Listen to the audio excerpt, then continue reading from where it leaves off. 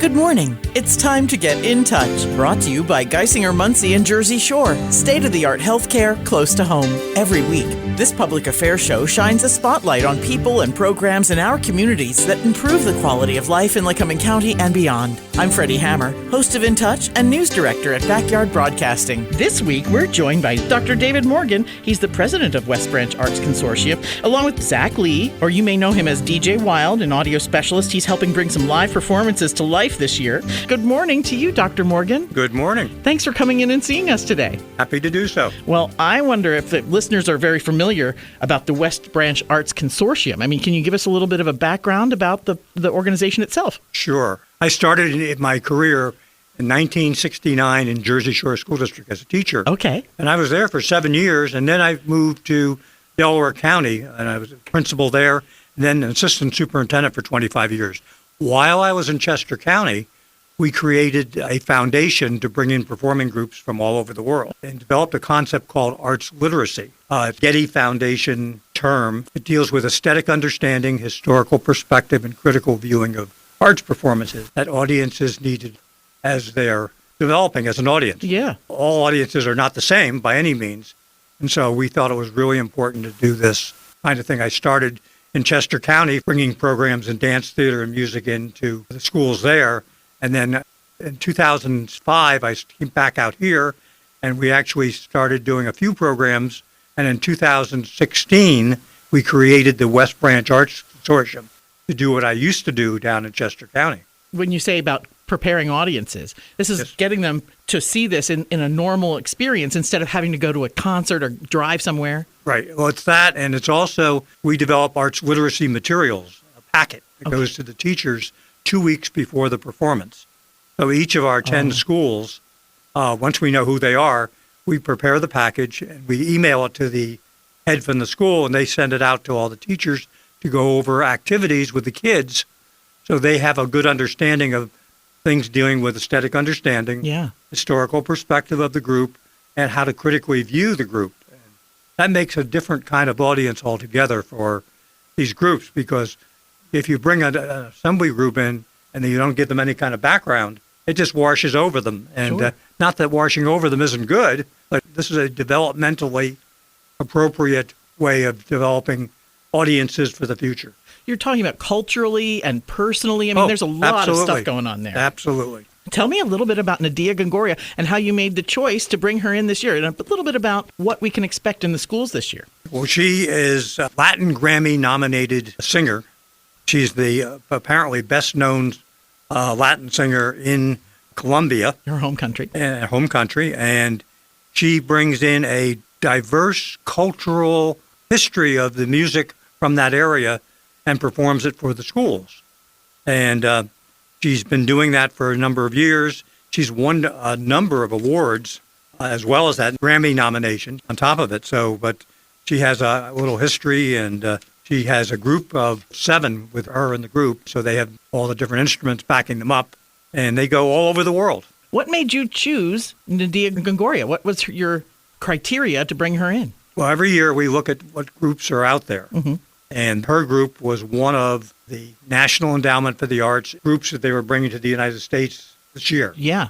And so we kind of liked what her background was, so we picked her, and it helped us to get some of the grant money we needed, because the National Endowment funds the Mid-Atlantic Arts Foundation, which we get some of our money from, and we got a $2,500 grant from them to bring her in. So we're supported by the National Endowment for the Arts, as well as our very supportive area foundations that have been very good to us. In particular, this time, the Degenstein Foundation is the one that's been helping us with this particular program. Will it be a Clinton County program when she does come to the area? Well, it's going to go all over the whole area. Okay. I'll go over the districts that she's going to be doing. These are the students that are going to be able to see this show. Oh, yeah. Almost 8,000 students will be seeing it, because the audiences are anywhere from 500 to 800, sometimes 1,000. For the assembly situation. For the assemblies, and the schools decide who the assembly is going to be. Okay. The school districts they're going to go to are Jersey Shore, Muncie, Loyalsock, then Selinsgrove,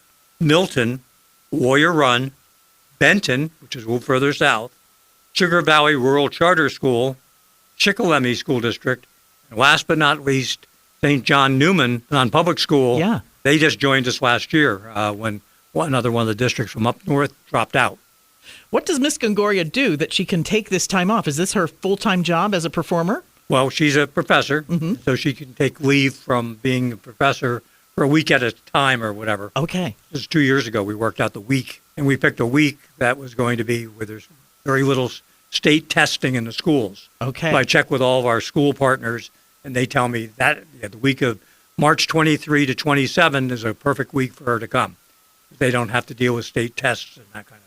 As an administrator, you're the perfect person to make these plans because you're sympathetic to what's going on in the school classrooms. Yeah, we don't want to disrupt the schools by any means. We want, in fact, when we do these programs, the whole intent is to have it fit into the school. We bring the programs to the school. There are many other programs, even in this area, that have programs that you can take kids to, but you got to put them on a bus. Right. And when you do that, that takes like a half a day of school out, and it's a disruption to their instructional day. So ours doesn't. It's like a 1 hour program, which we're all there while they're in school. We're all set to go, and it just fits in, slides into the school day very nicely in all 10 places. It seems like an ambitious schedule. Do you feel like they're going to be very busy? Every time we bring a group in, 5-day schedule, 10 performances, actually 11 performances because we do 2 in each of the days, and then on Thursday evening, we do an evening performance. Okay. In one of the school districts. This time it's going to be St. John Neumann, it looks like. Oh, good. They haven't gotten the confirmation, but it looks like they're the ones going to do it. We've done them in the charter school. We've done them in Loyalsock. We've done them in Milton. We've done them all over the place. But we only can do one, the amount of time and effort it takes for it. So it's 11 programs in 5 days. And yes, they work very hard. And usually you won't get a group that doesn't really want to do this. They're going to be very enthusiastic. These are enthusiastic people. They're and really educators themselves, or at least Nidia. Nidia is, and that's her group. She formed the group because she's an educator. Okay. And she's trying to teach something about the culture of that country. I mean, she is just as much a performer as she is a researcher. And you talk about being a community leader. That really does kind of fit in with the West Branch Arts, doesn't it? Absolutely. In past years, we brought in all kinds of performers, including dance and theater. Oh, yeah. We brought in Sunkist Dance Theater in the 24 school year. We did Take 3, which is a string group, in 23. We brought a Mexican group in. We brought an Irish group in called McLean Avenue Group. We brought in Trick of the Light Theater from New Zealand. Neat. And we did that project actually in the Muncie School District. And learned all about Kiwis. They were really well received. They were just some of them. We pull all the information from our groups on our website. So people can see what we did in the past and also see what we're doing in the current year. How do you plan for the program itself? Do you let them sort of have carte blanche, or do you say, okay, this is how we'd like to see it? Well, we try to tell them this is arts literacy. So we tell them that's what the focus is and have a discussion. And they provide us materials that we put together for our arts literacy. So we're not just doing it blindly. We're getting information from each of the groups when they do it. And every time we do a program, 2 weeks before the performance, the school teachers who are going to have their kids see the performance get the package.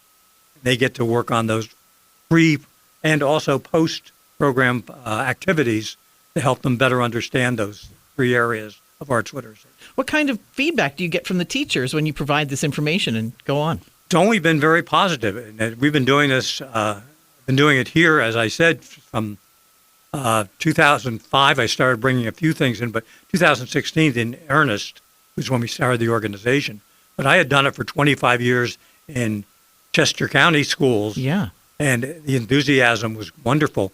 And in there, we were able to bring in 1 dance, 1 theater, and 1 music program for each student every year. So by the time the kids got out of high school, got to the end of high school, many of them decided on careers in the arts or in supporting the arts. Sometimes they're technical programs, but more so than you would have ever gotten from just kids without having those programs. Do you feel lucky to be in Pennsylvania? I mean, talking about Chester County, that's also sort of a very arts-heavy school. Right. I grew up in Lancaster County, same thing. Yep. And I think up here we have so many musicians and wonderful theaters. Yep, well, we do. And the problem was up here that there wasn't a program that was going out to the schools like what we were doing. Okay. So when I got here in 2005, the initial programs we did We brought a Beatles program into Warrior Run and to Milton, and they were hugely received. And after several years of doing that, we decided to form the West Branch Arts Consortium. And then the 10 people from the 10 districts and schools who work with us, we decide what programs are going to be each year, and they contribute money. I write the grants. We write grants to some of our main funders. Like I said, this time, Degenstein Foundation is the main one. But we're also getting money from the National Endowment for the Arts, Mid-Atlantic Foundation, the Community Giving Foundation of Berwick. We're getting a little money from this time. Pennsylvania Council on the Arts gives out grants, and we get some of their money. And then we have in the past, we've had very generous contributions from the First Community Foundation Partnership. They're great. Yeah, and this is the first year we haven't gotten one. We've gotten them 6 years in a row, so we've been very lucky. And the more grants that we're able to get, the more programs we can do in a year.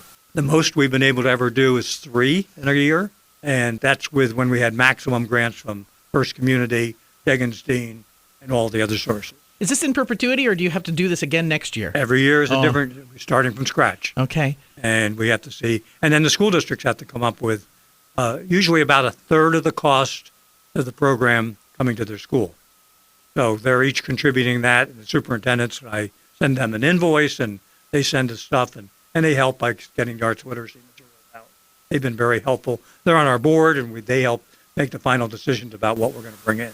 When is the timeline for next year? Like, do you have to start right away after Ms. Gongora is gone? Yeah, we're already starting to think about that because we have to, the First Community Foundation, there's a major deadline for them at the end of May. Okay.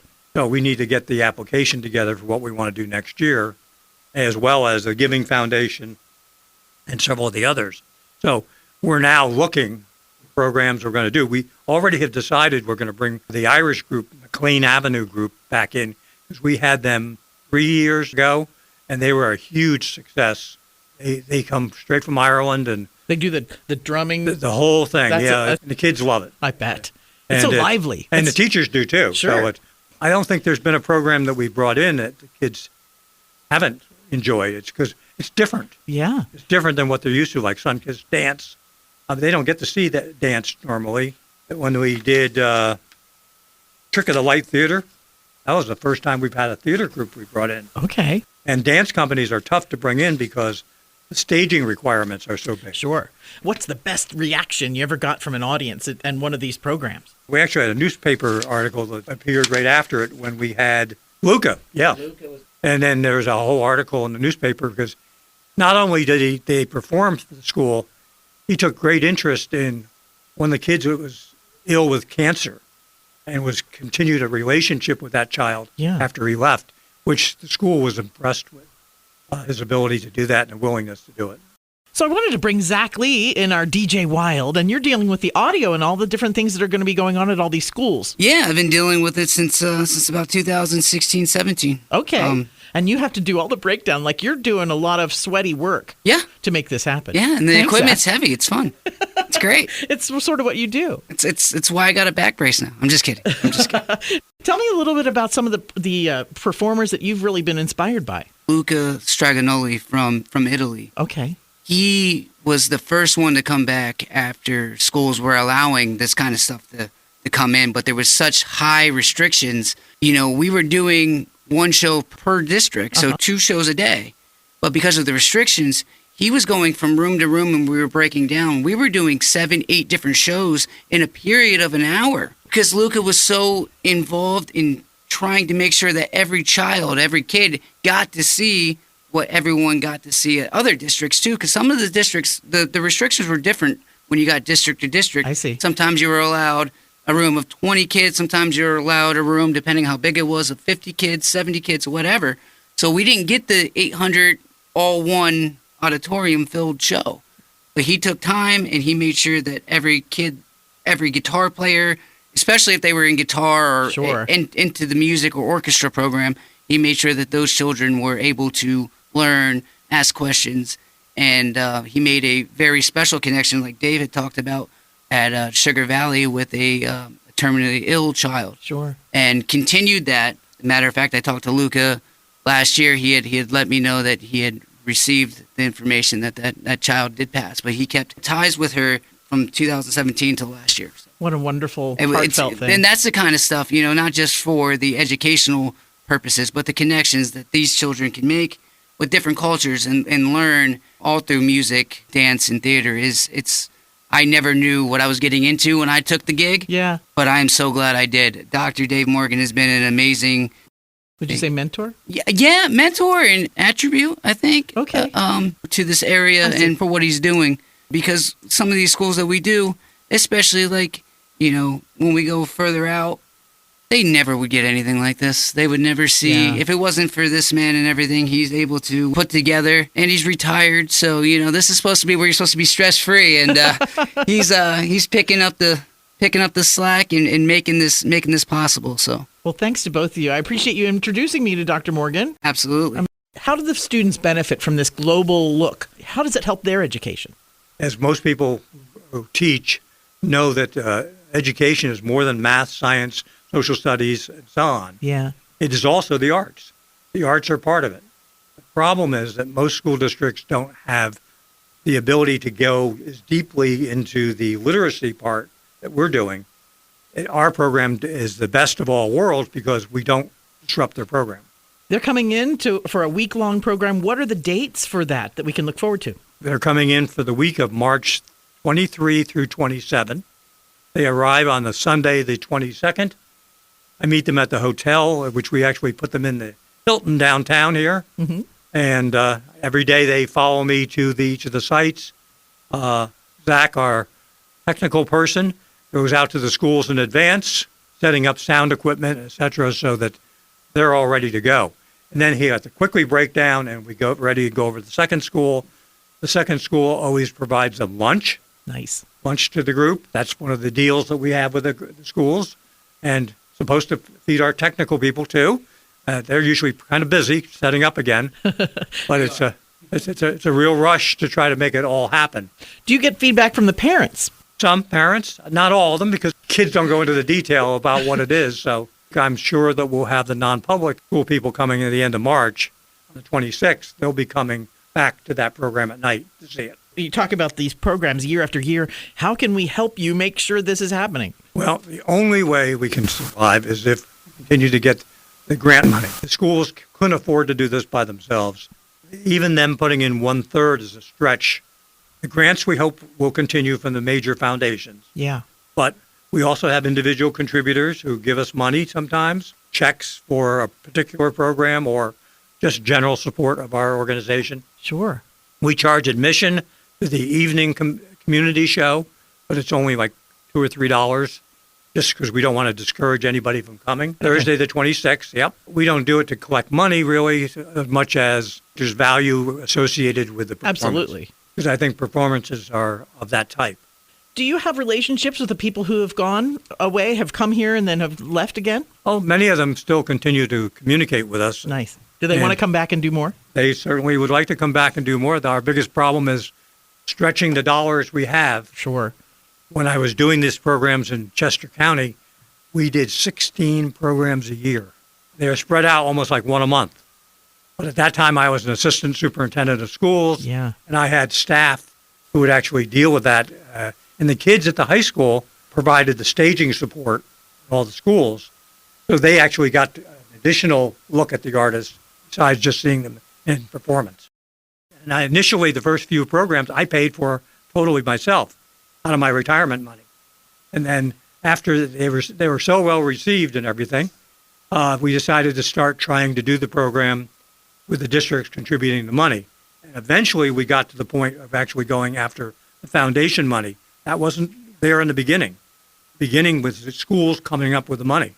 Wow. And that was really kind of expensive, and it limited which schools could or would be able to go do it. So we found out we had to do the grants.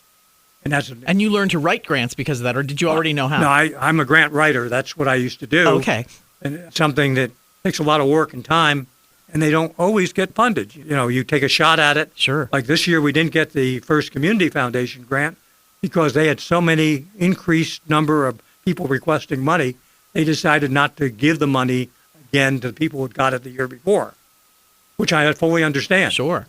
But at this point, we'll be coming back to them this next year because we need their help, as well as the other foundations. including Degenstein. Degenstein's been very good. Well, I would love to come and see this show. I can't wait to be out there on Thursday, the 26th. It's going to be at St. John Neumann. St. John Neumann. And that's right up here in Williamsport. That's why we did it there. Tell me a little bit about the West Branch Arts committees that you work with. Do you have a staff now? The only staff we really have is Zach. Okay. Okay. And I have a graphic designer who actually works for a school district, Quinn Henry, and he does all of our websites, and he does our poster designs and that kind of stuff very inexpensively for us. He's been very helpful. Otherwise, all the other people are board members who are all volunteers. And there's a combination of all the superintendents from all the districts and schools, or CEOs in the case of Sugar Valley. And then we have, on top of that, teachers from select schools. Thank you, Dr. Morgan, for all that you do for our community, because this is helping kids grow musically. Yeah, I agree totally. We do it because it's important to do. I don't get paid anything for doing it, so... It's from your heart. It's from my heart to do it because I've done it so many years when I was actually working for a school district and saw the benefits of that on the population of students who went to that school district. Yeah. So I just wanted the same thing to happen as I moved back to this area in retirement. It's a wonderful thing. It's sort of a quiet little boost that really makes it special for the students. Absolutely. Well, thanks to both of you. Thank you for having us. Zach Lee, your DJ Wild, can find you on Facebook. Yeah. And what's the website for the West Branch Arts? It is westbrancharts.org. Okay. We'll go online and look at there's a gallery and different things you've done in the past. Yep, and future and stuff to come. Also talks about the organization, the different school partners, all the information on the artists is there from what we were going to do this year, what we have done for the last 3 or 4 years. All there with information about each of those artists. We'll see you out there on March 26th, of course, at St. John Neumann, but the kids can look forward to this great show, which is coming up March 23rd through the 27th at this particular school. They're already scheduled at each of the schools. They know it's coming. Know it's coming. Thanks again for being on In Touch today. Happy to do so. In Touch is locally produced in our studios at 1685 4 Mile Drive in Williamsport. To get in touch with us for questions, comments, or topic ideas, call weekdays 570-323-8200 or email me at fhammer@backyardbroadcasting.com. For archived files of our In Touch shows, find our Backyard Podcasting link on any Backyard Broadcasting website or subscribe to our YouTube channel, Backyard Broadcasting. The programming discussed here on In Touch does not necessarily reflect the feelings or opinions of the management or staff. Thanks for listening to In Touch. Brought to you by Geisinger, Muncie, and Jersey Shore. State-of-the-art healthcare close to home.